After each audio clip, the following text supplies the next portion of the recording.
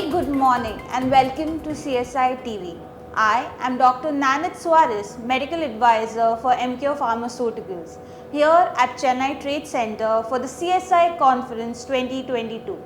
It is my immense honor and privilege to introduce and welcome Dr. Dharmendra Jain. Welcome, sir.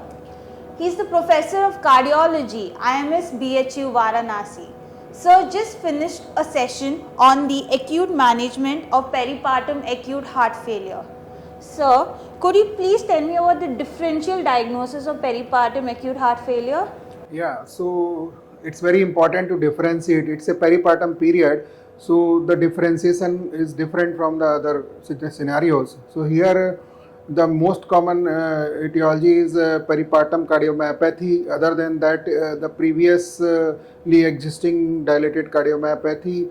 Then others may be the valvular heart disease, hypertensive heart disease, preeclampsia, eclampsia, and the previous congenital heart disease and the acute pulmonary embolism or acute amniotic fluid embolism. So these are the scenarios in peripartum cardiomyopathy to be differentiated by simply doing a few tests.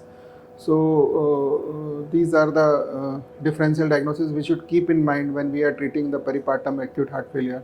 Okay, sir. So according to you, how different is the management of peripartum heart failure compared to the routine one? So the very important is that we are treating two people, the mother and the fetus. So we have to keep in mind during pregnancy that the safety and the crossing of the placental barrier or the breast during breastfeeding, so that the drugs may go to the fetus or children. So that should be kept in mind, neonate.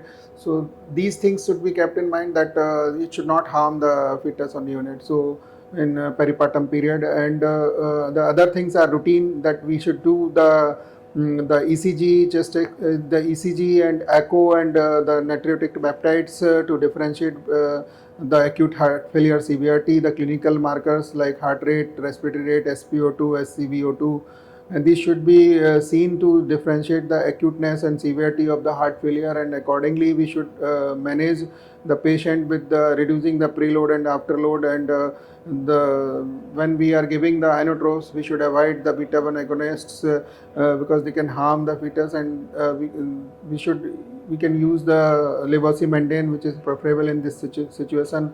Similarly, the ACE inhibitor, ARV, MRAs should be avoided during pregnancy, and although the postpartum we can use them as routine heart failure, and similarly the other drugs, beta blockers should be cardioselective. We should avoid the non-cardioselective, they can be harmful. So cardioselective like metoprolol, bisoprolol, these can be used. Metoprolol is most commonly used. So another thing is the bromocriptine in postpartum cardiomyopathy. So this has a role proved, and ESC guidelines recommend that in postpartum stays we can use this. And prolactin is the factor which is anti-angiogenetic. So if we can prevent that by bromocriptine, it has proven that it has given the significant benefit in the heart failure situation and the parameters.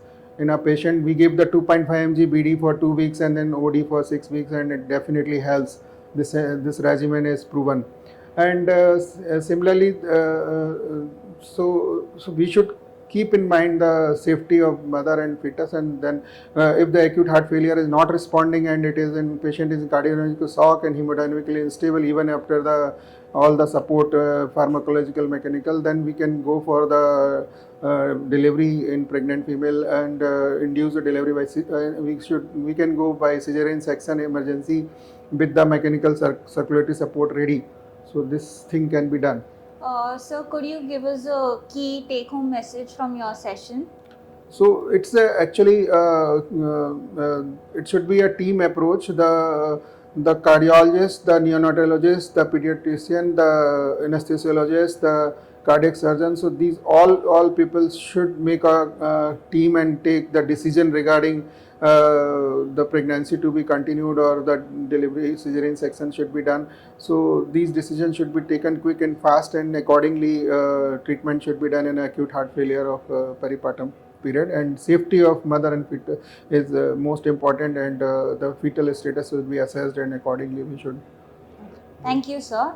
So, sir, just summarize on the management of peripartum acute heart failure, and he stressed on the fact that here the treatment is not just for the mother but it is for the fetus as well.